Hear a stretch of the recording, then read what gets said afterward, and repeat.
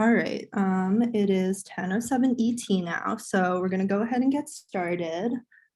This is the student welcome session for SIGCOMM 2021, so hopefully you guys are all in the right place.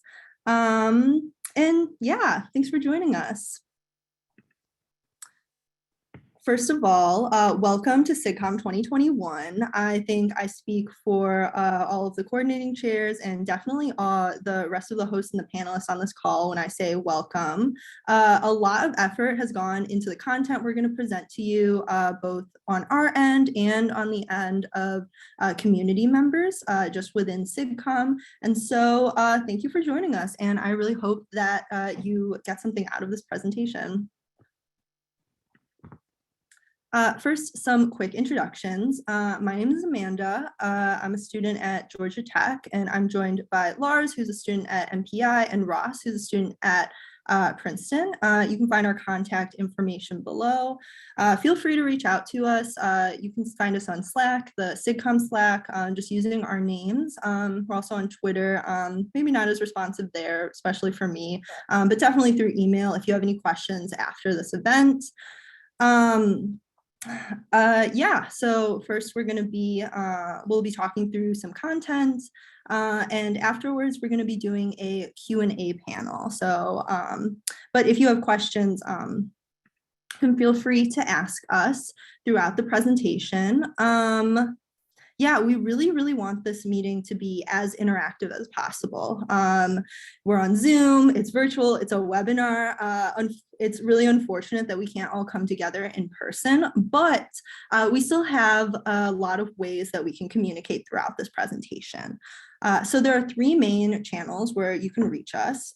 First, the most directly is the chat in Zoom. We're going to be monitoring the chat in the Zoom, and you have the option to either message just the hosts and the panelists, so that would just be the three of us, or you can send a message to everyone.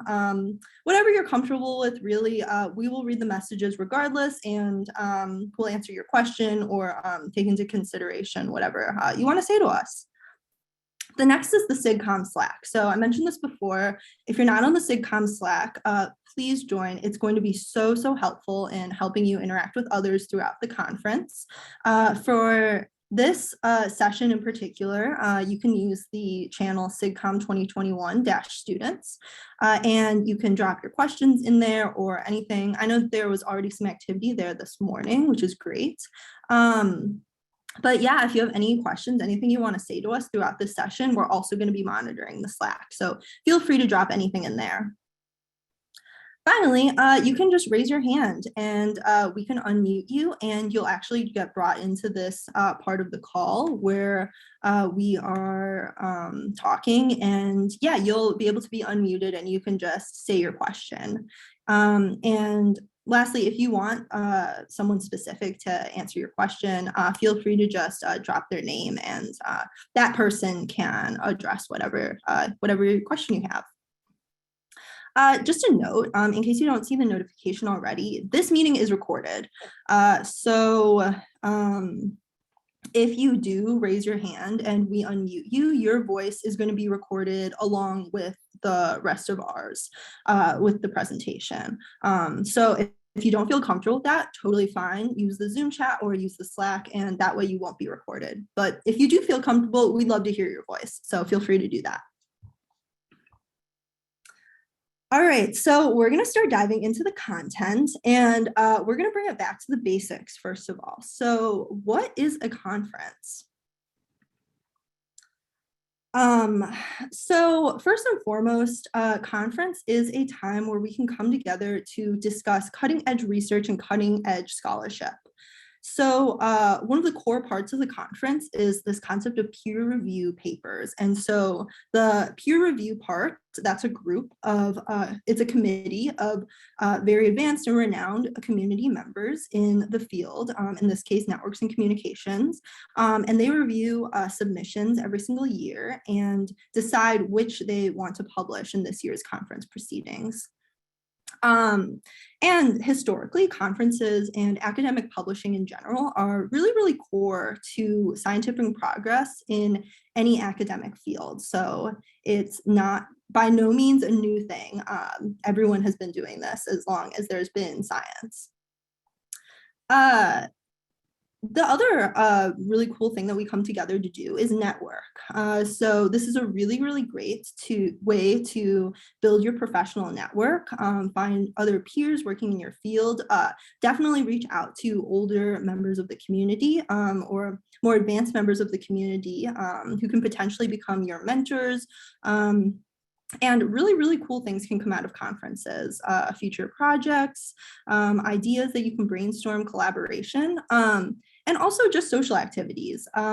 So just being with other people who have similar interests with you, that can be really fun. I mentioned this before. This is just kind of a funny quote from Einstein. Yeah, conferences are not a new thing. We are really continuing the legacy of really great scientists like Newton and Einstein when we come together in this type of way. Here's a funny quote from Einstein. "We had sent you our manuscript for publication and had not authorized you to show it to specialists before it is printed. I see no reason to address this. In any case, erroneous comments of your anonymous expert. On the basis of this incident, I prefer to publish the paper elsewhere." So that's just kind of funny because Einstein obviously published a lot of work, but did not have a great time with the physics review in 1935, but not to worry. All of our authors have a good relationship with the technical committee here. So just kind of something funny to throw in. So if you've been to a conference before, specifically a conference that happened over 1.5 years ago, this is going to be a really different experience for you. I'm sure all of us have been affected in some way by the COVID-19 pandemic.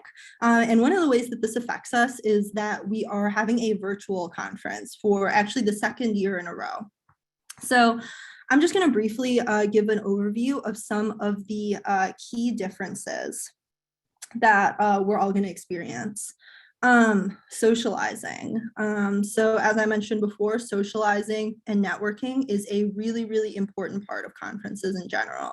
At a physical conference, you would probably have a lot of very random encounters. So there's quote unquote water cooler talk. So that's kind of the idea that where you're waiting for someone, maybe a cup of coffee, maybe to take, fill up your water bottle, get some water, something like that. You'll just meet others randomly who happen to be in the same area and you'll start talking. Other things that might have happened is you go to a talk, you sit next to someone, you just strike up a conversation, and that person might become a part of your network. In a virtual environment, socializing and networking must be very purposeful. It's still possible, and we're going to talk later about all of the different ways that you can really position yourself to build your network in the most effective way. But yeah, it's a little more effort. There's not as much random opportunities for that. So we have some coffee chats that are happening between sessions on Gather, which I'm sure most of you use to get here. You could probably see, maybe you even talk to some people on the way to this session. There are virtual hallways, and when you hover near people, you can start talking to them. So those are the ways that we do this now. Price. Physical conferences are expensive, especially if you need to travel there. Imagine paying for a hotel and a flight on top of a potentially pricey registration cost because they have to rent a physical venue and provide a lot of other services. In a virtual environment, students are actually free for SIGCOMM. So if you haven't registered yet, make sure that you do that. It will be zero cost to you. And for those who aren't students or don't qualify for a waiver, it's pretty inexpensive, and that travel cost is completely eliminated. So this is actually a really cool part of virtual conferences because we eliminate a barrier and potentially a lot more people are able to join us. Lastly, broadly, talks will be longer at a physical conference and shorter at a virtual conference. And if any of you have been in school or taken any kind of class in the past year and a half, I'm sure you've experienced Zoom fatigue. I know I have. It's just harder to sit through virtual meetings. And so a lot of conferences, definitely SIGCOMM, have made their sessions just a little bit shorter so that people can take care of themselves, make sure that they're actually getting the most out of all of these events, and yeah, just focus on their mental health throughout the whole conference. Okay, so that was kind of an intro to this content, just a little bit of background that you need to know. Next, we're gonna move into the main part of what we wanna tell you about. So there are 3 categories of content that we're going to share with you. And it's all based on what your goal is at this conference. And don't worry if you don't know. At the end, we'll also talk a little bit about how you can determine what your goal should be and how to find your objectives. So first off, we have research and education, socializing and networking, and then career opportunities. So I'm going to get started and talk about research and education and what that's going to be like at SIGCOMM this year. So what kinds of research and content will you find at SIGCOMM this year? Well, it falls into 3 categories. Distributed systems and networks. So that's going to be everything from wireless to 5G to data centers, wide area networks, programmability, etc. A lot of things fall into this category. Next is how networking crosses over with machine learning. And there are really 2 ways that this crosses over. Networking for ML, and then also ML for networks. And so as the field of machine learning continues to grow and become more relevant in the technology industry, it's no surprise that the networking crossover with ML also continues to grow. And finally, we have verification, synthesis, and programming languages. Okay, so what event formats do we have this year? So the main part of the conference is going to consist of keynotes, paper presentation. Those are those peer-reviewed publications that I mentioned earlier. And then we're going to have some panels with members of the community, and then Q&A with the authors of the papers. Next, we're also going to have workshops. So workshops are very, very cool. They're a very cool part of SIGCOMM, and I think that we're really lucky that we have so many of them every year. It's kind of like a mini conference, but with a much smaller scope. So it's going to be focused on one topic or have one specific purpose, kind of within the umbrella of SIGCOMM. These workshops typically have fewer attendees, which makes sense because they're very specific. And so they cater to those with that specific interest. But because they have fewer attendees, they are much more interactive. So this is a great opportunity to get networking, socialize, meet people. And you'll have the opportunity to engage in discussions and activities, and those will come right along with the workshop. So talk a little bit more about those later, but really encourage you to attend those if you're interested in one of the topics. Next is tutorials. So tutorials are typically less interactive than workshops, but again, focused on a very specific topic. It's usually lecture style, and it's kind of like a crash course in a very specific topic or skill. So we also have a handful of those. Definitely take a look. Finally, hackathons. So if you're not familiar with a hackathon, they're pretty popular. It's where a group of people comes together to implement a solution to a specific problem in a small group. And you only have a certain amount of time to finish your implementation. And so we have a few of those this year. You are still able to work with others. You're still able to be interactive, even though it is a virtual environment. So yeah, there's more information on what specifically all of these things entail, what topics are available for each of these things on the SIGCOMM website. So I want to dive a little more into what some of the technical content, the way it's being presented to you and what it means. So the conference proceedings, first of all, again, the core of this conference really, because those are those peer-reviewed publications that the committee came together to approve.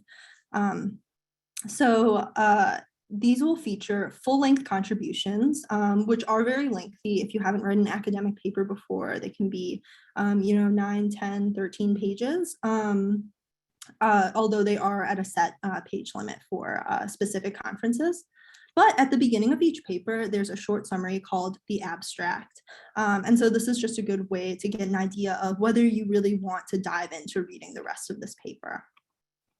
So the proceedings for SIGCOMM are already available on the ACM Digital Library, and you should be able to find that through the SIGCOMM website. Next, we have technical sessions. So this kind of builds off of the proceedings. One of the authors from the paper, maybe two, will give a 12-minute long research talk on their paper.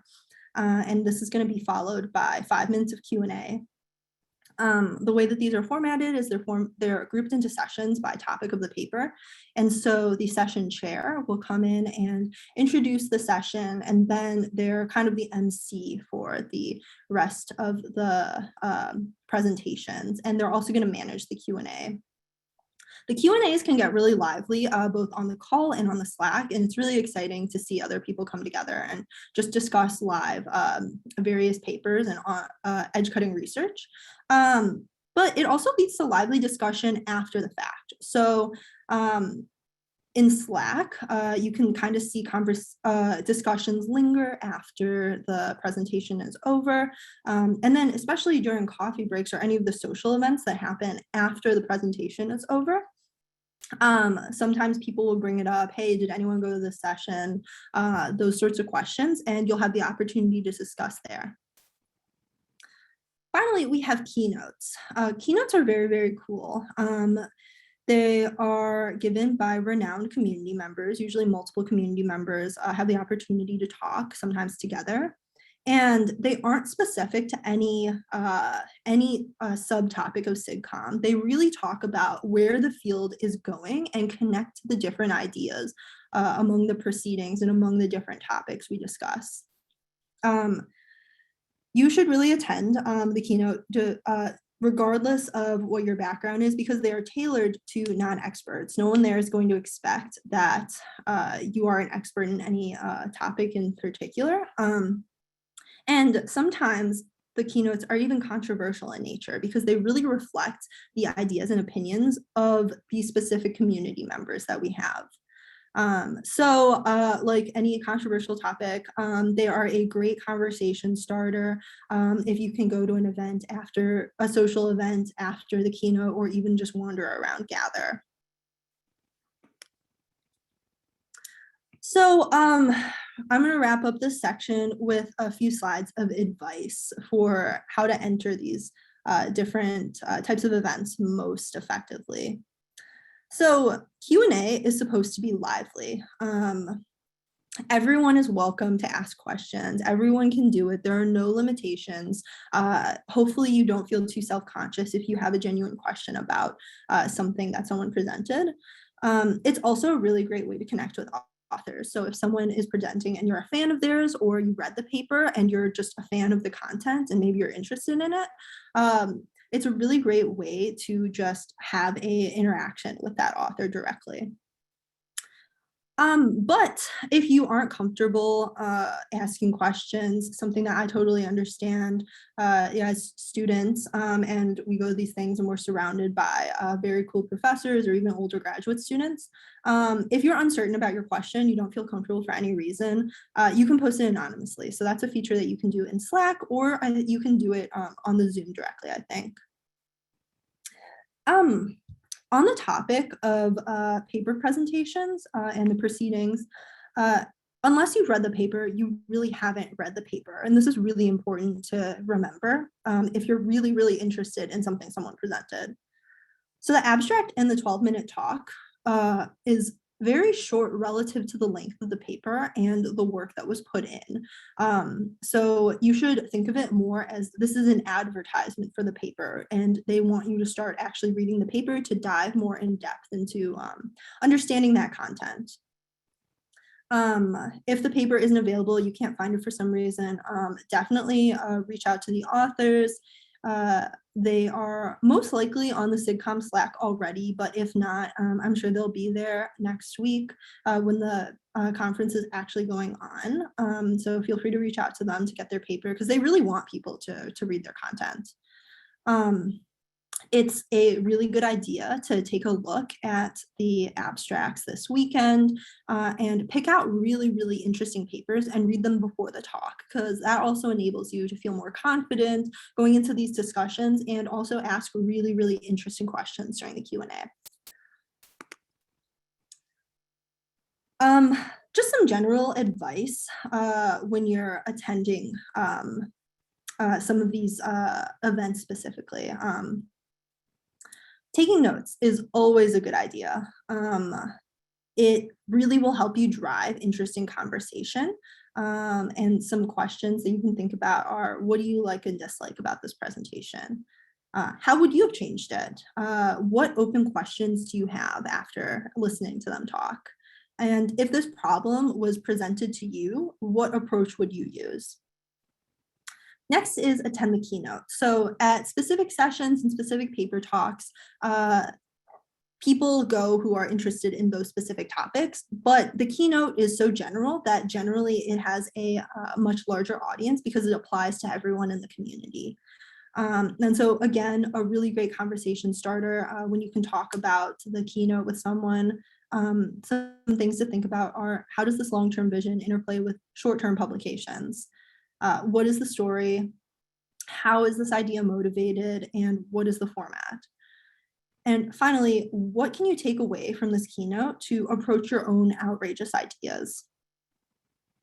So lastly, I mentioned Zoom fatigue before, but it's really, really important not to try to go to every single event that you can possibly go to at SIGCOMM. The program is heavy purposefully because we have a lot of content. And if you try to go to everything, you will probably get fatigued and overall get less out of the sessions that you're truly interested in. So again, this weekend, you have a few days before the conference actually starts. You can go through the abstracts, you can read through the whole program and see what kind of content is there and kind of prioritize what you want to go to.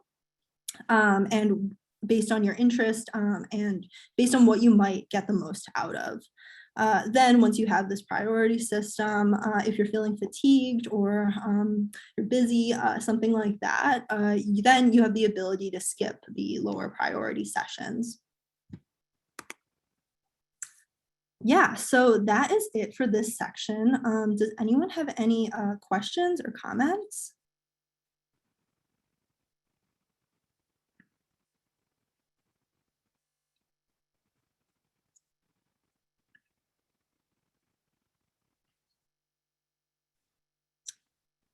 All right. In that case, I'm going to hand it over to Ross to start talking about the next section of our content, the socializing and networking.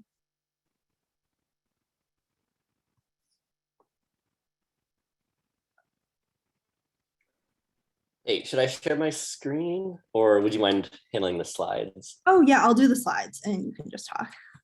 Excellent, thank you. Okay, so the next section we'll be talking about is how to socialize and network, especially in an online conference.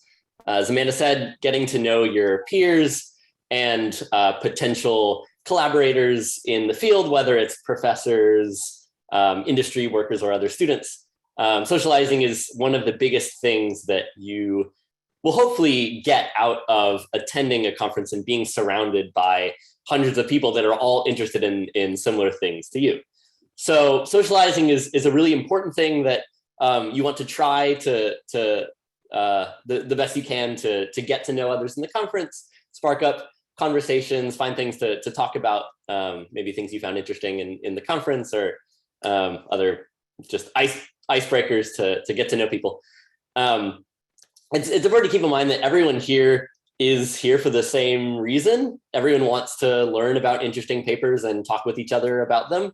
And so it's very easy to strike up a conversation because maybe you found something in a paper interesting and you wanted to discuss it with the author or somebody else. But everybody wants to discuss the papers and networking in general. So it makes it an easy environment to strike up a conversation and find similar interests.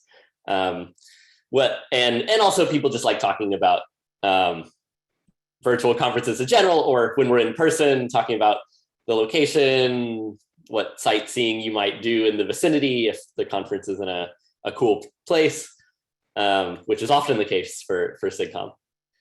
And also keep in mind that there are many others like you that are attending this conference for the first time. And so there's going to be a lot of people that start out nervous about, how do I go out and talk to people? Where should I be going? What event should I be attending in order to meet the people I want to meet, or learn the things I want to learn? So it's a crazy place with tons of events and speeches going on all the time. And there's a lot of people like you that are all figuring this out at the same time. So don't be nervous. We're all sort of figuring this out together, and it's good that you're here. That's the first step. So one of the can you go back? So I mean, one way, as I've discussed, for people to meet each other is just to strike up a random conversation.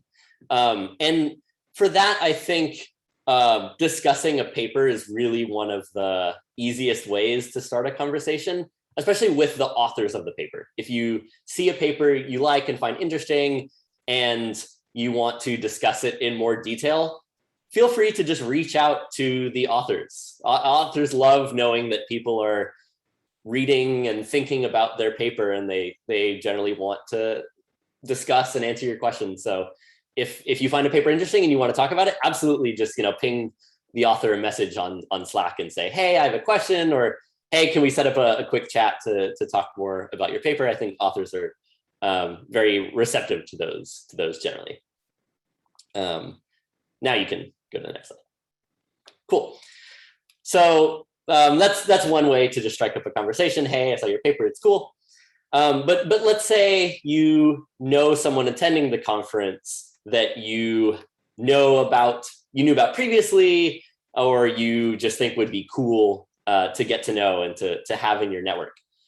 So those kinds of meetings absolutely happen all the time. I have definitely sent emails to people in the past about scheduling a meeting once we get to the conference, just because I found their work interesting or something. So if there's someone at SIGCOMM' that you think you'd like to get to know, feel free to shoot them a message and sort of introduce yourself, say that you want to chat about whatever it is you want to chat about. Maybe there's interesting parts of their research that you want to discuss.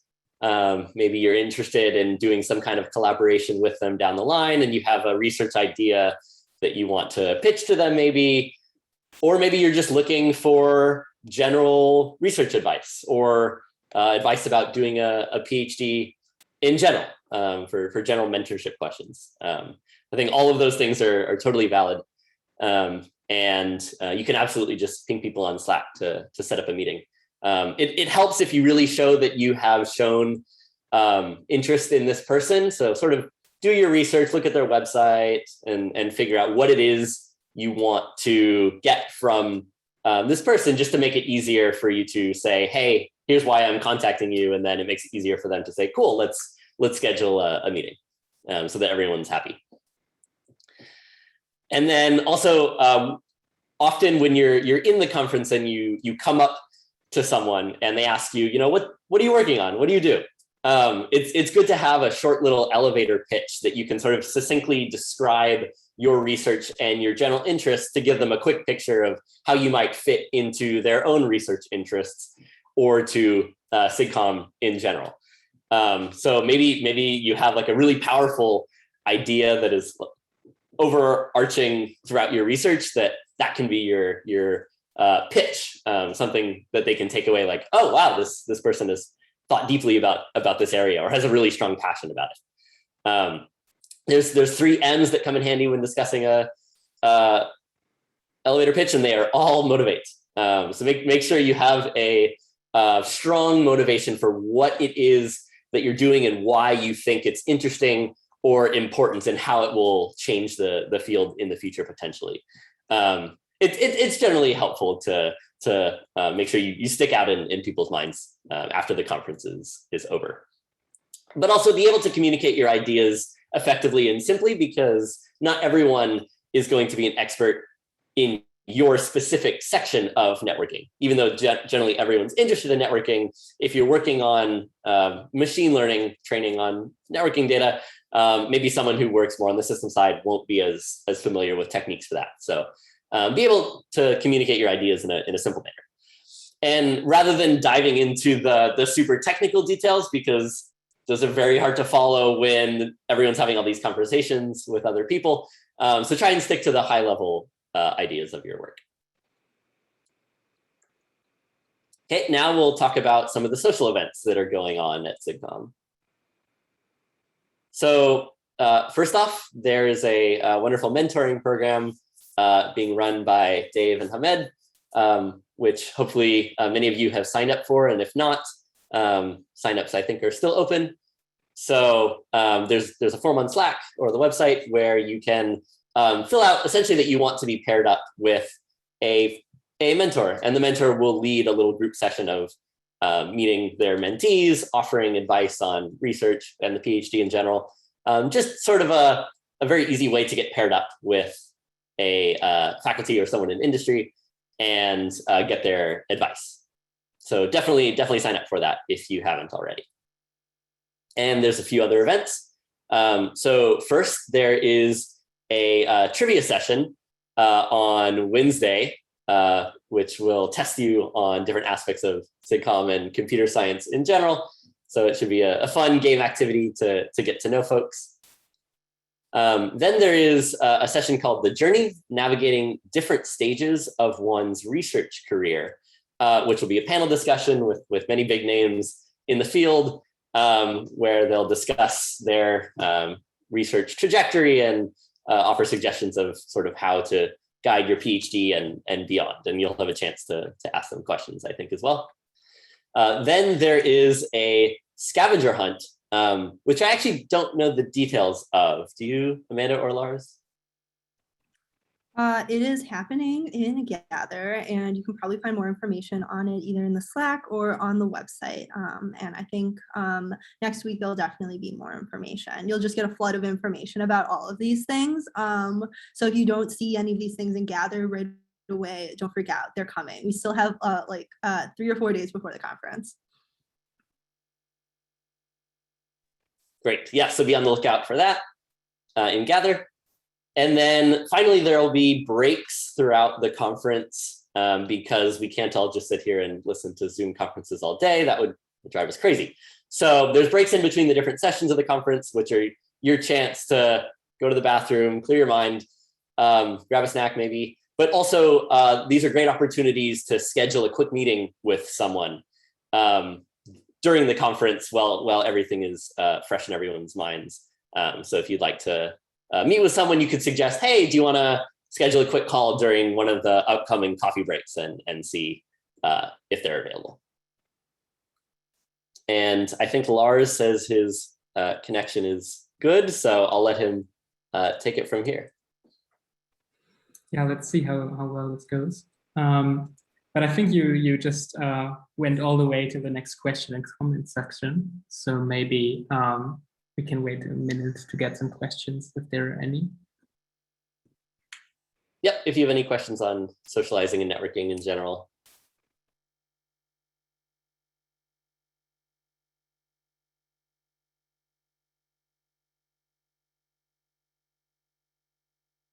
And I think someone suggested in the chat about having the students hang out on Gather after this. I think that's a great idea. So if you want to ask us questions there as well after this session, you're welcome to.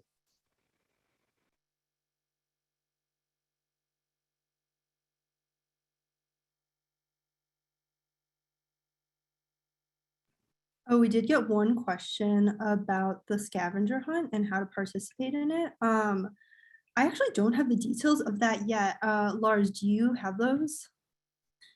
I also don't have the full idea, but in general, the idea is that throughout the week, you will have the chance to gather a certain set of clues based on, I don't know, certain hints. And then, if I recall correctly, once we are at the end of the week and you gathered all of the clues, then from the pool of people that have all the clues, there will be a bunch of winners chosen, and those will receive small prizes. I think that's the basic idea, but I'm pretty sure that Matt and the others will follow up with more information about that solution. Yeah, the scavenger hunt, first of all, super cool. I've heard bits and pieces of what it's going to be like, but that's one of the things that's actually in Gather. So obviously, for fairness, I think that that is one of those things that definitely isn't going to have a lot of information purposefully until it actually starts next week. We got another question. What to talk about at the conference if you don't have a specific research idea in mind? Yeah, I can answer this first, and Ross and Lars, maybe you can chime in if you have anything else. I would say if you are meeting with one person specifically, it's always really cool to ask them about their research. So most experienced community members have websites. You can find their publications on Google Scholar. If you can look at what they're experienced in and ask them about their work, everyone loves to talk about their work. And so that's honestly just universally true. So that's always a good idea. Otherwise, if you're not meeting with someone specifically, maybe you're just going to a general social event, talk about one of the sessions that you attended, or the keynote, something like that. You can talk about something that you experienced at SIGCOMM this year. And maybe someone there has similar ideas or different ideas, and it could be a cool conversation starter. Yeah, I totally agree. What exactly I would talk about maybe depends a little bit on what I want to achieve, right? Let's say I want to be in academia for the next 3 or 4 years, right? And maybe it's a good idea to chat about what people specifically liked about the talks, or how the papers were written, or what kind of ideas were the most interesting to them, and what kind of research directions they would pursue in the next couple of years, right? But for industry people, you might be interested in different things, like maybe having a look at what kind of opportunities exist, or what are the current new techniques that are deployed and one should learn in the next couple of years. I mean, you have like a bunch of options there, and it really depends on what it is that you want to do in the next couple of years and what you hope to achieve through SIGCOMM. I hope that gives some insight. Mm-hmm. Yeah, I totally agree. Yeah, I agree with all that. I would also say if you're also just generally looking for PhD or research advice, I think even just reaching out and saying like, hey, do you have some advice? You know, I'm halfway through my PhD or just starting out my PhD, and wanted to ask you, like, I don't know, your research is really cool. I wanted to ask you sort of how you think about research directions, and maybe help me think about how to work with my own research directions. You know, if you're working on a project right now and you just want advice on sort of where to take that project if you're not really sure, I think that's also valid. Yeah, I will say you will be surprised at how much experienced professionals enjoy giving younger and experienced students advice. Yeah, I want to point out 2 other things in the chat before we move on to the next question. Yeah, so I'll definitely be in Gather. I don't know if Ross and Lars can. I'm sure one of them at least will be in Gather after the session. And if I think other student organizers, we have some on this call also, will be in Gather. So if anyone just wants to kind of linger around, socialize, or ask any remaining questions, yeah, we can do that. You can find us there. Also, there was a Google Doc shared in the chat with information on the scavenger hunt. So for those of you who had questions that we couldn't answer about the scavenger hunt, click on that link, and I'm sure it'll be much more informative. Next, there was a question about how can we attend conferences. So Generally, there's registration information on websites. So for example, SIGCOMM, if you just go to the SIGCOMM homepage, make sure you're on the SIGCOMM 2021 website because they do keep old websites up for 2020, 2019, etc. But you'll find registration information there. If the question is more about how to find conferences to attend, maybe if you don't know about a lot of conferences happening in the community, I think you're in a really good place. Feel free to ask other experienced professionals that you find here about what other conferences they're attending, what other conferences they recommend for students, and you can even tell them a little bit about your specific interests. The next question is, do you have any tips for the mentoring sessions? So those are those sessions where you're paired up one-on-one with someone who is more experienced in the field. Yeah, I can start off quickly, but I also want to hear from Ross and Lars. My number one tip is to do research on the person that you are paired up with. So go online, look at their LinkedIn. Do they have publications? Are they in industry, academia? Do they have a personal website? And do some research so that you can have an idea of what questions they might be most helpful with for you. So for example, if they are in industry and your goal is to go into academia, they probably can't answer your questions about going into academia, but maybe they have an interesting publication, or maybe you're just interested in why they made that decision to go to industry. Yeah, so the first thing that I would say is make use of your mentee, because that's something that not everybody does. The great thing about them is that they're sort of supposed to help you out and get you introduced to the community.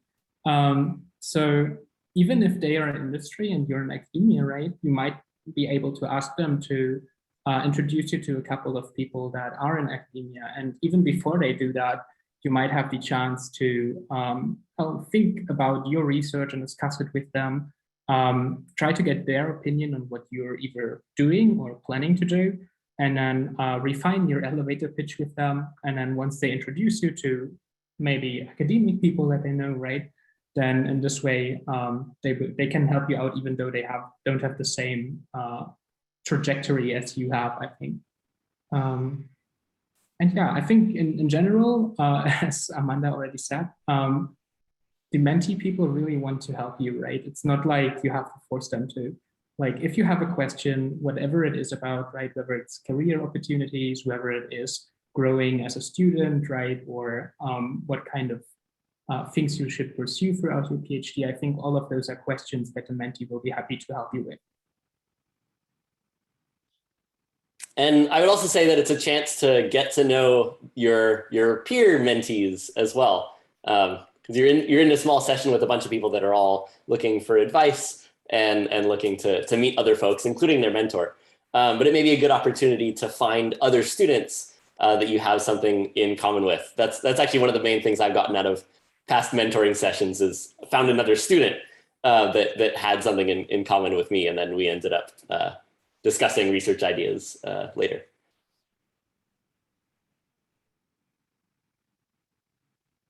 So there's been a ton of useful information dropped in the chat by other student organizers. So yeah, conference schedule, digital schedule of the conferences, registration, all of those things are just dropped in the chat right now.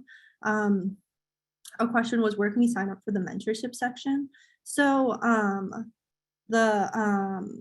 on your registration form, if you've registered for SIGCOMM, there was a place where you could indicate that you'd like to be matched up, and you could indicate whether you wanted to be the mentee or the mentor. And so if you have done that, that's all you have to do to sign up, and you should get an email sometime with your match. If you did that and you didn't get the email, I would definitely check your spam. I think it either came, I think the email came from Dave, but it might have come from a different email. And yeah, just make sure it would have you and your mentor CC'd on it.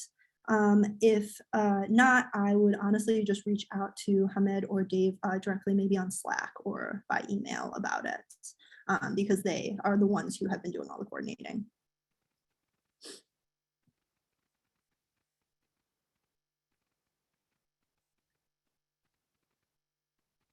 Okay, there's a question about the poster and demo session and the SRC. Yeah, does anyone want to talk about what's going to happen during the poster session? Actually, I'm not fully aware. I mean, I know that there's a poster session, but I don't know the exact format that it will happen at. I would assume that there will be some description of it on the program page, right? Yeah. So, but anyhow, I'm pretty sure we can like ask Matt and the others and then follow up later with a comment in the student channel if that is helpful to you. Yeah, so the posters, basically on the authors of the poster will just kind of be lingering. You can go take a look at their poster, and then they'll also be there at certain times. So if you want to talk to them, make sure you go and talk to them when you know that they'll be available. And yeah, and they'll just have a poster you can read, look at it. It's if you've never seen a poster before, it's kind of just a few blurbs of text and then some figures, so it's not a paper, much easier to just read really quickly. And I think that it's on Gather. If anyone of the other student organizers have a better answer for that, please drop it in the chat. Yeah, I think that that's going to be on Gather. So you might just have to wander around a bit to see it, or there should be, I think that there's going to be more information on Gather sent out soon anyways. If you're one of the student volunteers, do you need to register for SIGCOMM'? I would still register. It's free. You'll get all the emails as well. It'll probably just be easier to participate in the events. Also, the Zoom links, because there is a cost for non-students to attend SIGCOMM', the Zoom links and all the webinars, those are not public. So if you want to attend the events reliably, just register. Yeah. Yeah, posters are already on Gather.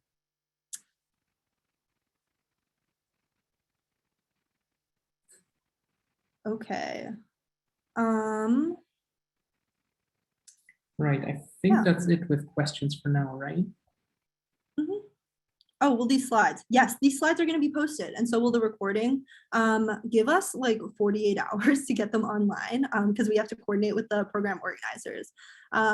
But yes, all this content is going to be online. All right, let's go ahead and move on. Yeah, so I'm not sure I can forward the slides yet. I think you have to give me the opportunity to do that. Okay, yeah, I just gave you control, so you should be able to do slides.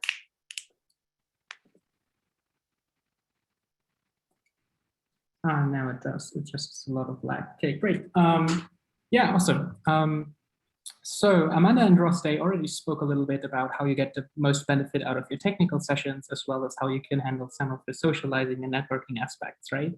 In this third part, we'll take a little bit a look at how you can like boost your career opportunities. Well, first of all, we have a bunch of sponsors for the SIGCOMM', right? And all of them actively search for really talented students.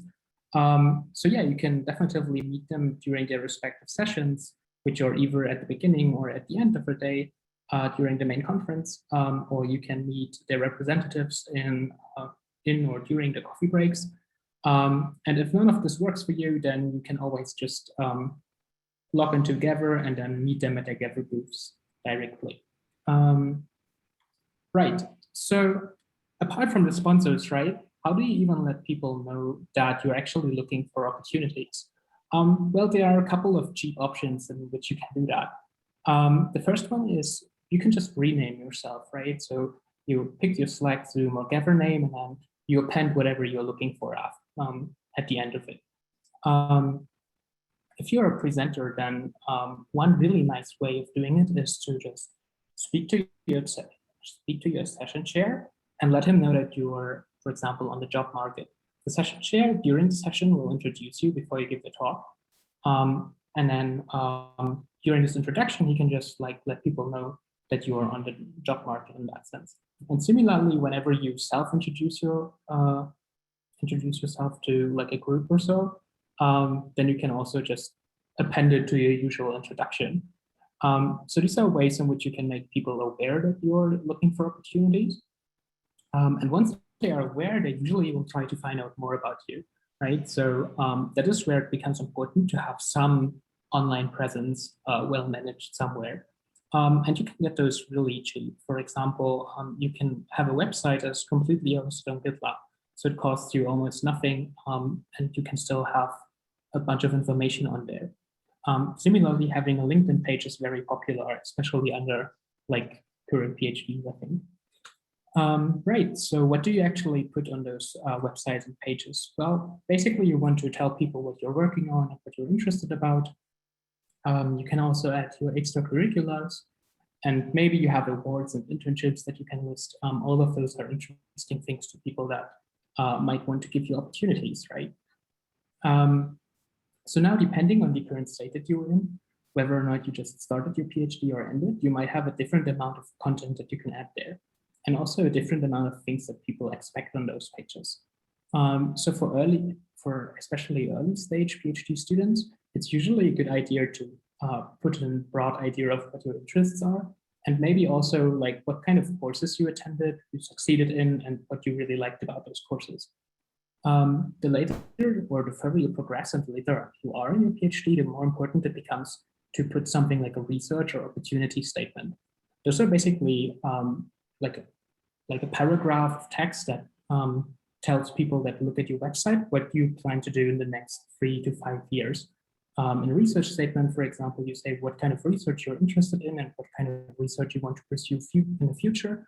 And in the opportunity statement, you more or less say what kinds of topics you would be interested to work on, and what kind of form you would like to work on them. Yeah, regardless of whether you prime yourself for academia or industry, you probably want to avoid to overload your page with a bunch of buzzwords, because people are really sensitive to them, and whenever you post a lot of them, they don't think that you can actually put the knowledge behind them that would be necessary. And yeah, always keep in mind, the goal of your website is basically to compel your target audience to reach out to you. Right, so now that you have people aware that you look for opportunities and that people hopefully reach out to you, the question is, what do people actually look at or look for when they have a meeting with you, right? And this can be very specific to the particular meeting that you have, but we thought we at least give you some very generalized idea about what people in general look for. And that is that you are actually curious, excited, and passionate about the research that you're doing, and probably also a little bit beyond that, so on related topics. People want you to know what you know, so be confident about what you tell them, and in general, make sure that they understand that you have the knowledge that you say you have, yet don't be pretentious in the sense that don't say you have skills that you do not have, right? So people want you to be honest and outright, and especially, usually people also want you to tell or to know where your personal limits are, as well as where your work's limitations are. And in particular, industry people, they also care a lot about not having to micromanage people. So they look for this structured way of thinking on how to get to a certain goal without having to interfere with you multiple times. Right. So then there are a couple of small advices in the end. The first one is whether or not you can score an opportunity is not always related to how qualified you are, in the sense that sometimes it just boils down to how much recruiter or person likes you, right? So this likability factor is maybe a little bit larger than people might expect. The next thing is that you should, let's say you had a nice discussion during the conference, right?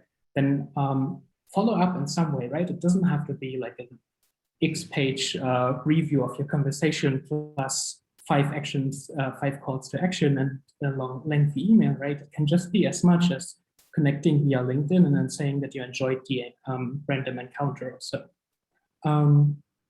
Similarly, don't always expect to really end on a position or something. If you can start to collaborate with a person, or even just like get in touch more frequently with them, that's also great. Stuff like this usually leads to positions in the long run. And yeah, one thing that I think Amanda and Ross already said quite a lot about is that people actually don't bite, right? At least usually not.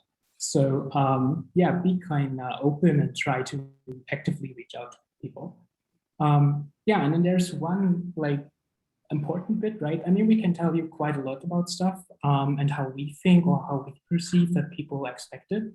But in the end, this is all about you figuring out how much you really want to change yourself in order to obtain a certain career opportunity. And this is something very personal that I think everyone has to figure out for his or her own. Right. And with that, we are at the next comments and questions slide. So yeah, feel free to ask whatever comes to your mind.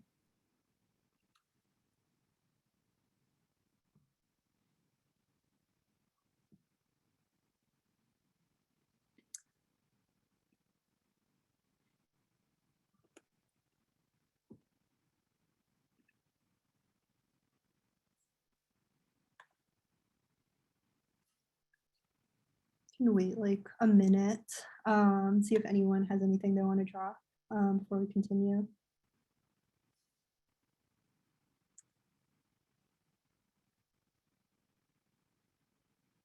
Is there a resume bank? I don't think so. I don't think that SIGCOMM has one.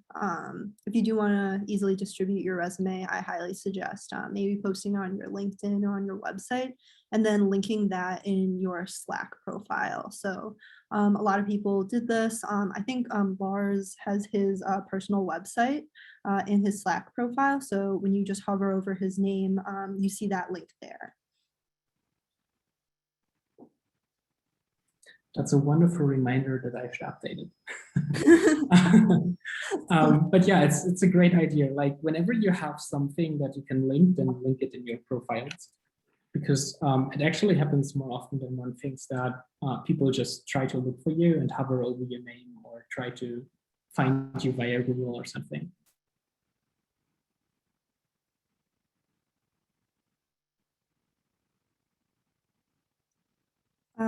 Should one be concerned about sharing ideas for IP reasons? I mean, I can talk from my personal experience. So, I mean, I've definitely been in internships and been in positions where it was very clear that there was something I shouldn't share with others. So I would say, especially, you know, if you signed an NDA, don't share any of that information. Or if you were in a situation where it was very clear and explicit that you shouldn't share some part of the work that you were doing, don't share that. And if you have questions about that, I would just contact someone else that you were working with. Generally, I mean, I think it's that's probably a very situation specific question though, depending on what your personal goals are with your ideas. Yeah, I don't know if any of the other panelists have other ideas on that. Yeah, I guess you have this weird trade-off, right? Where when you share your ideas very vividly, very early, then there's always the chance that someone outruns you with them, like that just adapts them and then puts them into fruition faster than you. But on the other hand, like sharing ideas very early is usually great because then you can get feedback early on. And usually you want to have the feedback more than you fear the outrun chance. I think at least that's for me. So whenever I have ideas, I share them with a lot of people. And I think a lot of people in the SIGCOMM community, at least, and probably generally in many other research communities, have that similar attitude as Lars.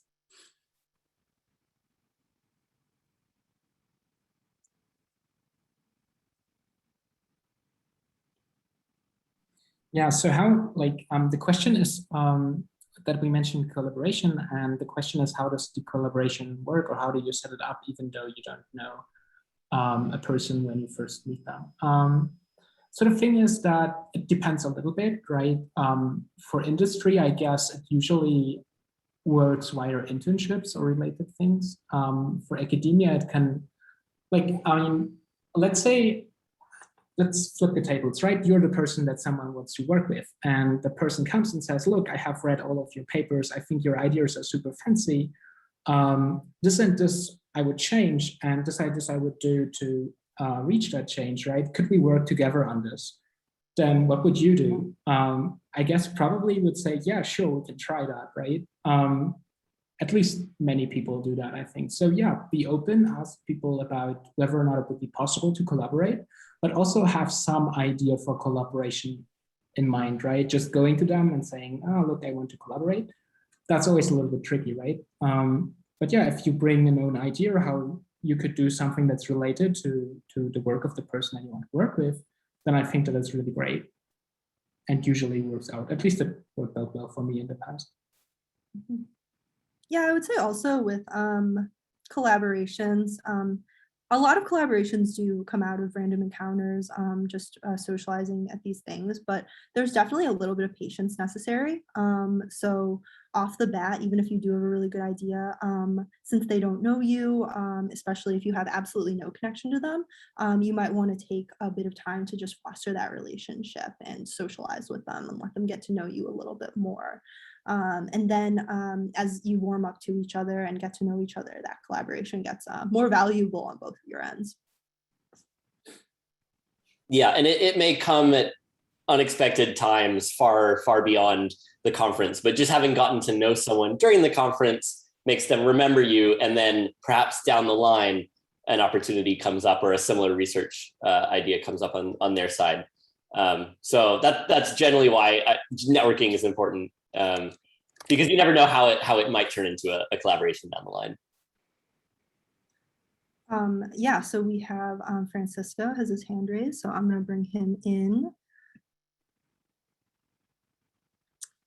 Okay, Francisco, you should be able to unmute yourself now. Hi, can you hear me? Yep, yeah, we hear you. First of all, thank you for the presentation from all you three.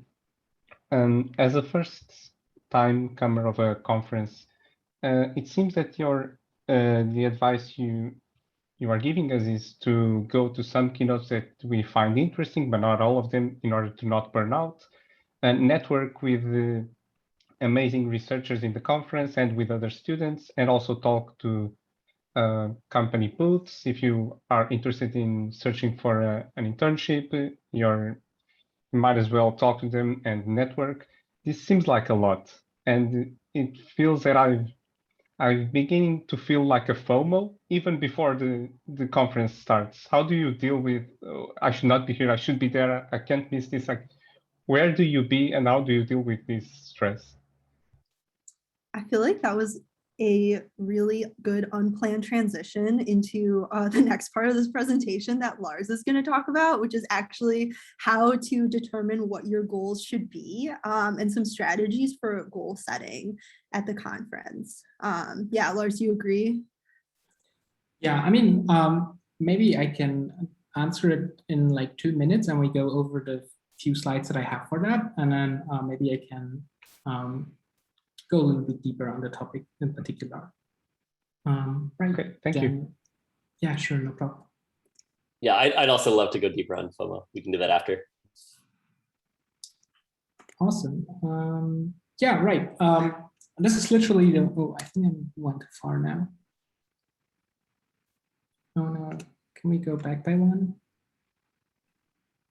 I think the remote screen control just had a small glitch. Yeah, I think I can no longer control it. I'm pushing the buttons, but nothing happens. Let's. Ah, yeah. Okay. Now we are at least on the right slide. Let's get going from there.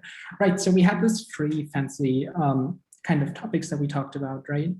And all of those are goals that you could pursue, and we have shown some amount of advice or techniques that you could use to make the most out of those individual topics. So now the question somehow becomes like, how do you prioritize those three goals, right? How do you figure out what you want to do? And basically the more or less answer to this from our side is, yeah, think long term. like it totally depends on what kind of a person you are, right? Whether or not you want to push your career, or whether or not you plan to have, or whether you need some ideas for your research, right? But yeah, so there are a bunch of questions that you could ask yourself in order to figure or to get some idea of what you want to prioritize. Some of which, for example, could be, let's say you already know you just started out your PhD, but you know you want to be a postdoc at MIT at some point, right? Then it would be very reasonable to try at least, maybe not all in this SIGCOMM, but over multiple conferences, to get to know a bunch of people that actually work at MIT, right? And then talk to them and introduce yourself to them. So this would be like one potential goal that you could try to achieve, given that you have some vision of what you want to achieve in the long run. Similarly, let's say you just start out your research, right? And you might want to know, okay, what kind of fancy data sets are out there, right? What kind of fancy long-standing problems are out there? And maybe what kind of cool techniques are there such that I can tackle those problems, right? Those would be things for which I would prioritize the technical session part rather than necessarily the socializing part. So yeah, it is up to you. And in order to determine it, I would think a little bit more long-term. Okay, so the next couple of slides are more about what kind of support you can get throughout your attendance. But since we wanted to go a little bit deeper, maybe Russ wants to join in on what he thinks.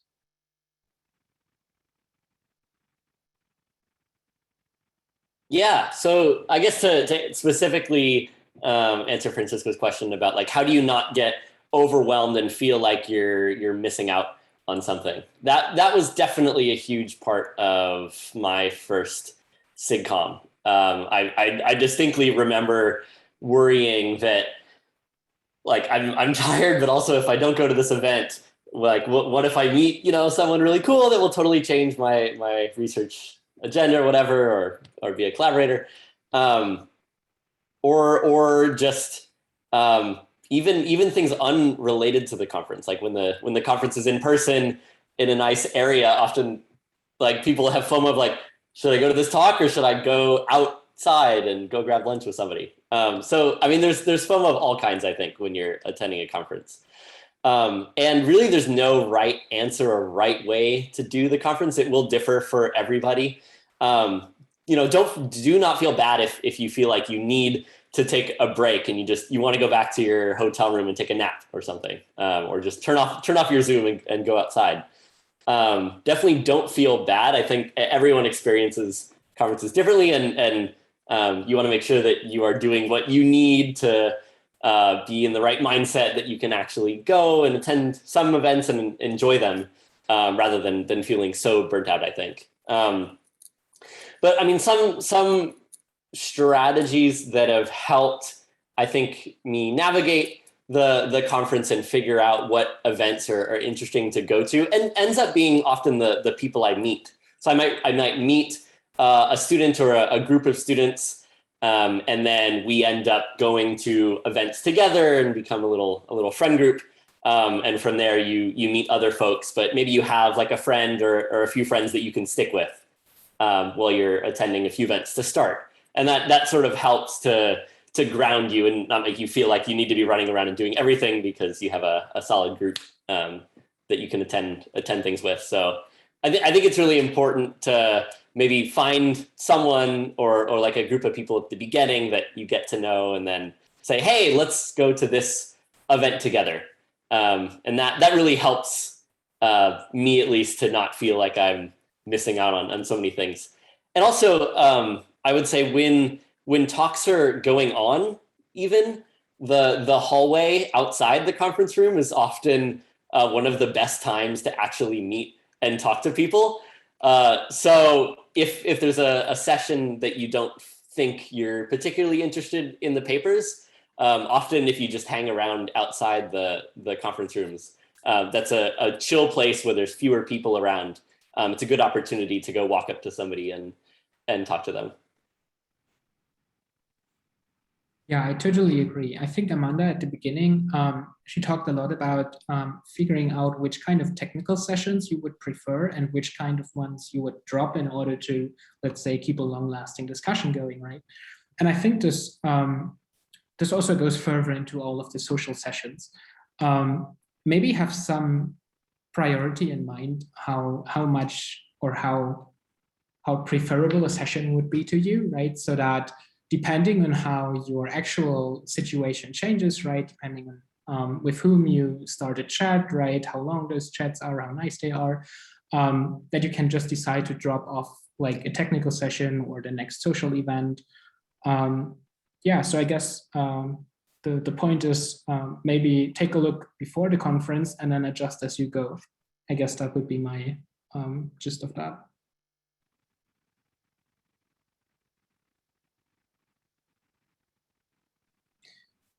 Awesome. So if you have any questions about that, yeah, just ask them. I think we can wait like a minute and then I can do the remainder of the slides. Yeah, we just have a few more slides and then we're actually just going to have open Q&A. And then like we've been saying afterwards, we're all going to go linger in the gather. So if you can't think of a question right now, but you think of one later, definitely opportunity.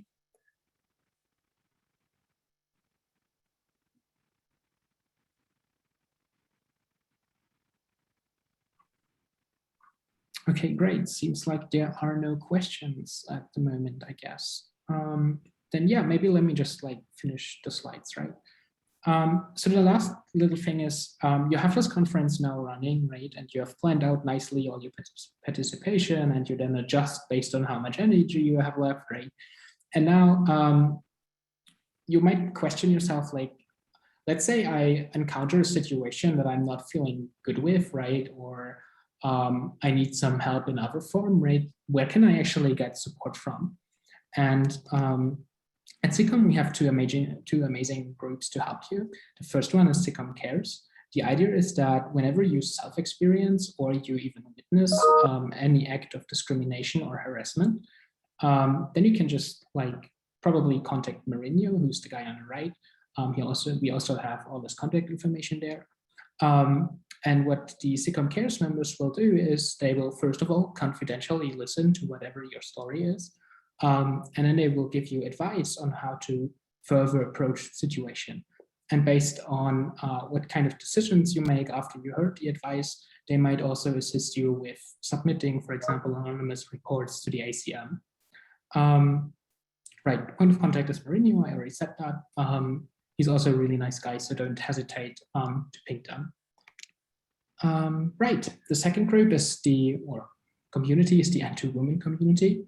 What they're basically trying is to assist networking among women, specifically in computer networking and related fields.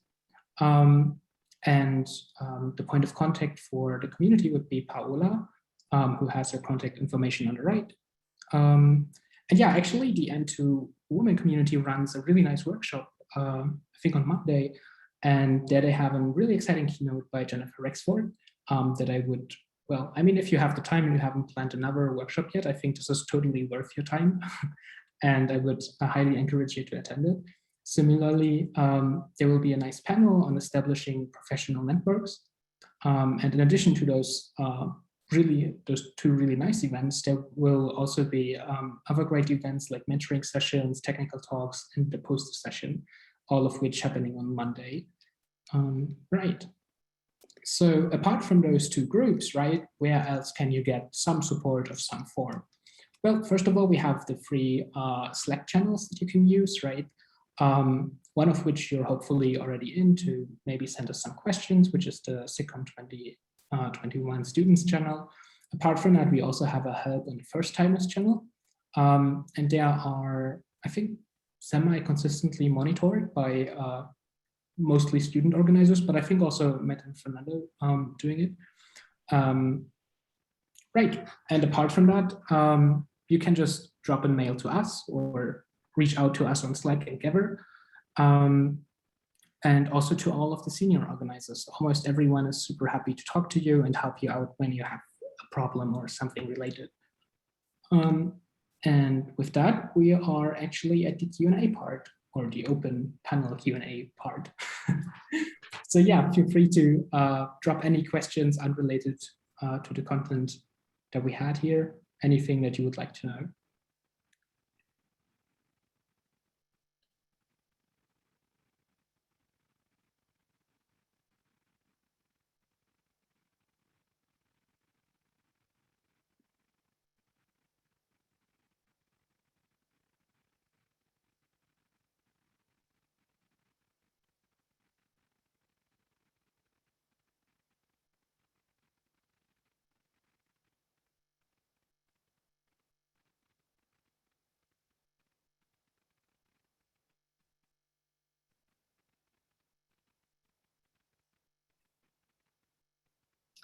So yeah, as Amanda already said, like after the session has finished, I think we will, like most of us will hang around in Town. So even if you have a question in an hour or so, you can just like drop us a message there or just come close to us to chat. Yeah, we just got a question about the Slack and the relation to the technical sessions. So the question is, does each technical session have its own Slack channel? I actually don't know. Last year, that is how it was implemented. I want to say yes, because there's a Slack channel for every single workshop, oh yes, the answer is yes. There's a Slack channel for every single technical session. So they're numbered. So you'll have to go by the number of the technical session, but I'm also sure that there will be a lot of activity kind of directing you, trying to pull you towards the active session once the conference is actually started.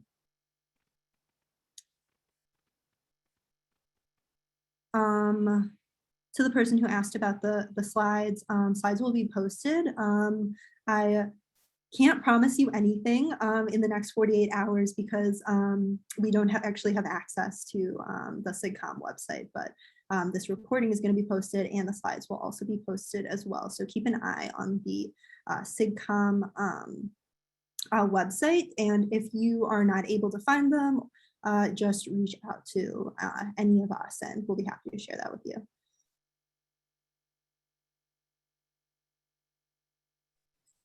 Right, so then we have a question of what we would do differently if we would restart our PhD. Yeah, it's actually a quite nice question. I think it would be, I would more aggressively connect with people right from the start. And I think I would start earlier to propose outrageous ideas. Because so when I started out, I was very shy in the sense that I always double check what I wrote. I made sure that every single comma is where it belongs and that my grammar was nice and stuff. But actually people don't care. As long as they can get what you're saying, they're perfectly fine, right? And then I also had a lot of respect to more senior people, to the degree where I really tried to align to whatever opinion they had.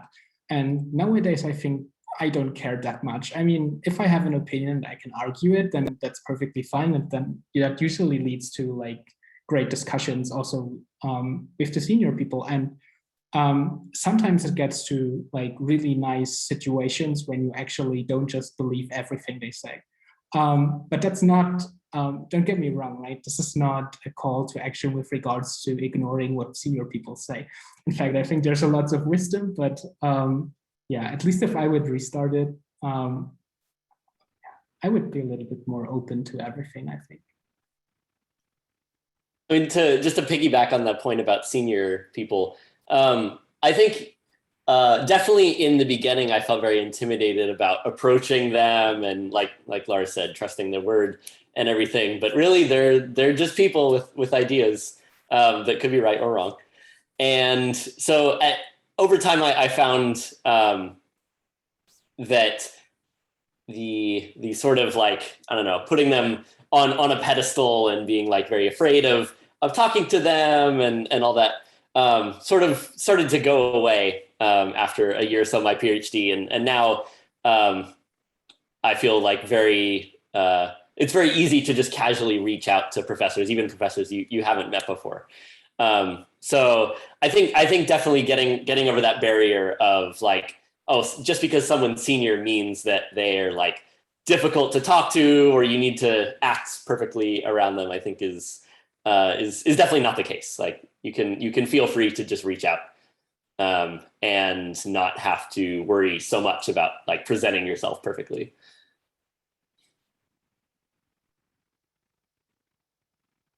Well said. I am actually also a new PhD student, so I'm in my first year. So I appreciate that question as well. So someone asked, do you have to register in advance for the workshops? Nope. Just show up. You'll be able to find the Zoom links. Join the Slack channels too for more information.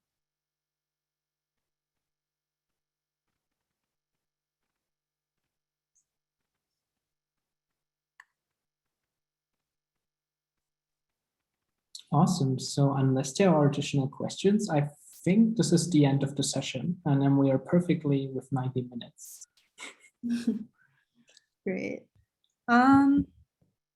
Yeah, thank you for everyone for attending. Like we said, really feel free to reach out to us. Probably the easiest way right now is to just reach us on Slack, because you can just look us up by our names. And yeah, I'll be hanging out on Gather after this if anything else comes up. But yeah, I really hope that you got something out of this presentation. SIGCOMM is a really, really, really cool community. And I hope you enjoy your conference experience. Yeah, thanks everyone. Have fun at SIGCOMM. Yeah, same right. for me. Enjoy it. All right, I'm gonna end the meeting now. Bye everyone.